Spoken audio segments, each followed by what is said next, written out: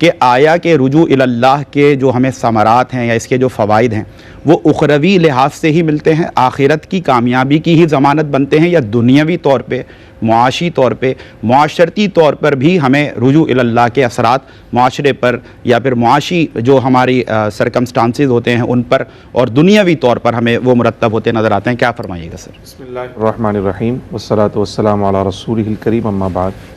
बिलाशुबा और इस्लाम एक ऐसा खूबसूरत दीन है जो सिर्फ़ अपने मानने वालों को आखिरत की तैयारी नहीं करवाता बल्कि वो उन्हें दुनिया में भी खैर फैलाने का ज़रिया बनाता है। सुभान अल्लाह। खुद रसूल करीम सल्लल्लाहु अलैहि वसल्लम की सीरत मुबारक का अगर मुताला किया जाए तो प्यारे आका सल्लल्लाहु अलैहि वसल्लम सरापा रहमत है। बेशक। रहमत किसके लिए? तमाम आलमीन के लिए, रहमतुल लिल आलमीन।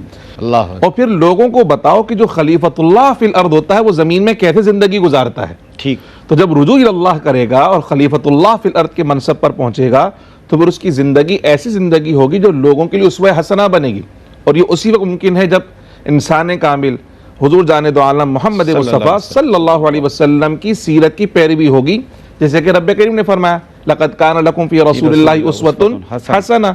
तो प्यारे आका सल्लल्लाहु अलैहि वसल्लम की सीरत मुबारक को देखें तो सरकार ने जहाँ नमाज पढ़ना सिखाया, रोज़ा रखना सिखाया, ज़कात देना सिखाया, हज की तालीम आपने इरशाद फरमाई है, सारे इबादात के तरीके जहाँ सिखाए वहाँ अल्लाह के नबी ने मामलात की अदायगी की तरफ भी भरपूर तवज्जो दिलाई। ठीक है साहब, अगर आप इजाज़त दें एक छोटा सा ब्रेक है, मैं चाहता हूँ उसके बाद आप कंक्लूड कर लें इसको। तो हुजूर अलैहिस्सलातु वस्सलाम जब तमाम जहानों के लिए रहमत हैं तो हुजूर अलैहिस्सलातु वस्सलाम का उम्मती भी प्यारे आका सल्लल्लाहु अलैहि वसल्लम की बरकत से सरापा रहमत होना चाहिए, सरापा खैर होना चाहिए। और जो कुछ दीन ने हमें तालीम फरमाया है उसके असरात दुनिया के अंदर भी मुरतब होते हैं और हकीकत में उखरवी कामयाबी की तरफ ही हमें जाना चाहिए। अब जैसे अगर हम सिर्फ नमाज को ही देख लें तो कुरान मजीद फुरकान हमीद में अल्लाह पाक ने फरमाया इन्ना सलात तन्हा अनिल फहशाई वल मुनकर। अब अगर कोई बंदा नमाज पढ़ने का आदी हो जाए, यानी रुजू इल्लाह, जिस तरह क़िबला इरशाद फरमा रहे थे कि तौबा कर ली, कल तक मैं बेनमाजी था लेकिन आज मैं अल्लाह की बारगाह में सच्ची तौबा करता हूँ कि अब कोई नमाज नहीं छोड़ूंगा, अब मैं नमाज की पाबंदी करूँगा और इंशाअल्लाह जो फ़राइज़ हैं उसे बर वक्त अदा करने की कोशिश करूँगा। तो अब ये रुजू इल्लाह उसकी शख्सियत पे कैसे असरअंदाज होगा और उसकी ज़ात से दूसरों को कैसे फ़ायदा पहुँचेगा? तो कुरान में फरमाया इन्ना सलात तन्हा अनिल फहशाई वल मुनकर, कि बेशक नमाज बेहयाई और बुरे कामों से रोकती है। तो अगर नमाज पढ़ने वाला बेहयाई से रुक गया तो इसका अल्टीमेट फायदा उसकी जात को भी होगा, सोसाइटी को भी होगा। बेशक बेहयाई फैलेगी कहाँ? सोसाइटी में। ठीक। तो अगर ये बेहयाई से रुक गए तो सोसाइटी के अंदर बेहयाई का अंसर रुक गया जी। इसी तरह बुराई मेरी जात से फैलनी थी तो मैं अगर बुराई से रुक गया तो बुराई फैलने का एक सोर्स कम हो गया।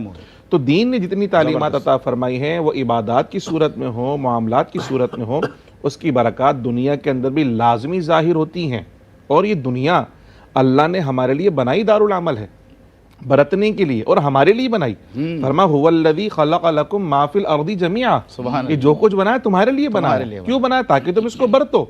और फिर लोगों को बताओ कि जो खलीफतुल्लाह फिल अर्द होता है वो ज़मीन में कैसे ज़िंदगी गुजारता है। ठीक। तो जब रुजू इल्लाह करेगा और खलीफतुल्लाह फिल अर्द के मनसब पर पहुंचेगा तो फिर उसकी ज़िंदगी ऐसी ज़िंदगी होगी जो लोगों के लिए उसवा हसना बनेगी। और ये उसी वक्त मुमकिन है जब इंसान कामिल हुजूर जाने दो आलम मोहम्मद मुस्तफ़ा सल्लल्लाहु अलैहि वसल्लम की सीरत की पैरवी होगी। जैसे कि रब्बे करीम ने फरमाया लक़द कान लकुम फ़ी रसूलिल्लाहि उस्वतुन हसना।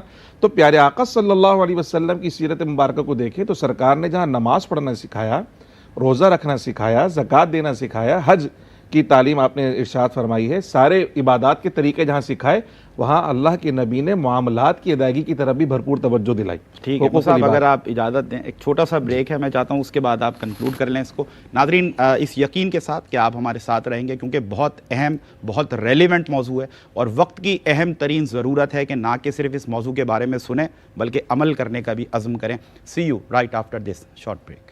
वेलकम बैक नाज़रीन, ब्रेक के बाद आपका खैर मकदम है। रुजू इल्लाह आज का मौजू, और मुफ्ती साहब से हमने सवाल किया था कि रुजू इल्लाह की वजह से जो उखरवी फ़वाइद हैं वो अपनी जगह, लेकिन उसके साथ साथ दुनियावी तौर पर जो मुआशी और मुआशरती फ़वाइद हमें मुरतब होते नज़र आते हैं। सर क्या फरमाइए? जी, मैं अर्ज़ कर रहा था कि तौबा हकीकतन है ये कि सिर्फ एक शोबे की तौबा नहीं है कि जी मैं नमाज नहीं पढ़ रहा था मैंने उससे तौबा कर ली, बल्कि हकीकतन जितनी नाफरमानियाँ थी सबसे तौबा। ठीक। खा उसका ताल्लुक़ हुक़ुल्लाह से हो, हुक़ूक़ुल इबाद से हो। हुकूकुल इबाद में कि तौबा के साथ साथ जिसका हक मारा उससे भी माफ़ी मांगनी पड़ेगी, उससे भी अपना गुनाह, वो भी ज़रूरी है, वो भी ज़रूरी है। लेकिन जब आप रुजू करते हैं तो वो पूरी पर्सनैलिटी पे डेवलपमेंट होती है, तो वो अल्लाह के साथ भी ताल्लुक अच्छा होना चाहिए और अल्लाह के बंदों के साथ भी ताल्लुक आपका, यानी रुजू ऐसा होना चाहिए कि अल्लाह के साथ साथ अल्लाह के मखलूक के साथ भी आपका ताल्लुक बेहतर हो। तो उसके फ़वाइद बिलाशुबा माशरे को मैसर आते हैं कि एक अच्छा सुलझा हुआ पुरअमन मोहब्बत करने वाला और खैर बांटने वाला मुसलमान सोसाइटी को मिलता है, जो खुद भी सरापा खैर है और दूसरों को भी खैर बांटता है। और दूसरा, अगर मुआशी तौर पे फ़ायदा देखें तो सबसे पहला फ़ायदा तो ये होता है कि वो एक अमानतदार ताजिर सोसाइटी को मिल जाता है, जिसकी बड़ी किल्लत है। हम भरोसा नहीं कर रहे कि किसी से सामान खरीदने जा रहे हैं तो पता नहीं कि वाक़तन ओरिजिनल है कि नहीं है, फिर कोई नाजायज़ मुनाफाखोरी तो नहीं कर रहा, कोई ज़ख़ीरंदोज़ी तो नहीं कर रहा। इतनी गैर यकीनी सूरत हाल है कि मुसलमान दूसरे मुसलमान पे भरोसा नहीं कर रहा। तो जब वो तौबा कर लेगा तो फिर सोसाइटी को एक अच्छा अमानतदार ताजिर मिल जाएगा, एक ऐसा ताजिर कि रसूलुल्लाह सल्लल्लाहु अलैहि वसल्लम ने फरमाया कि अल्लाह के अर्श के साए में जिन लोगों को जगह मिलेगी ना, उसमें से एक अमानतदार ताजिर भी है, अल्लाह के अर्श के साए में जगह मिलेगी। अच्छा, इसी ज़माने में साहब अगर कोई बारिश हो और वो जिक्र अस्कार कर रहा हो या नमाज पढ़कर निकला हो, तो ये वो सारे अवामिल हैं कि फिर उस पर यकीन करने का दिल चाहता है। ऐसे यार ये कनेक्टेड है अल्लाह से। ऐसे ही है, यही हम अर्ज करना चाह रहे हैं कि उसके असरात दुनिया पे भी, यानी दुनिया की जो मामलात हैं इससे जुड़े हुए हैं। ऐसा ना समझे कि मैंने नमाज पढ़ ली अल्लाह राजी हो जाएगा, अल्लाह की मखलूक को धोखा दे दूं, ऐसा हरगिज़ नहीं होगा। दोनों जिहतों के अंदर काम करना होगा। तो उससे क्या होगा, एक तो खुद अमानतदार ताजिर, दूसरा तिजारत में बरकत, तीसरा अल्लाह सुब्हानहू व तआला ने कुरान में फरमाया है कि जब कोई अमानत और दियानत के साथ कोई काम करता है तो अल्लाह सुब्हानहू व तआला की तरफ से उसमें बरकत शामिल हो जाती है। हम कसरत की तरफ भाग रहे हैं कि बहुत सारा मिल जाए, अब वो बहुत सारा भी किफ़ायत नहीं कर रहा, बहुत सारा होने के बावजूद भी ज़रूरियात पूरी नहीं हो रही। और थोड़ा सा हो और ज़रूरियात पूरी हो जाए और ज़हनी क़ल्बी सुकून में असर आ जाए तो इससे बड़ी नेमत कोई नहीं है। और अल्लाह के महबूब बंदों का यही तरीक़ा और वतीरा रहा है। तो रुजू अल्लाह के समारात आखिरत के कामयाबी के साथ साथ दुनिया के अंदर भी उसके बहुत सारे असरात मुरत्तब होते हैं। जज़ाकल्लाह मुसाब।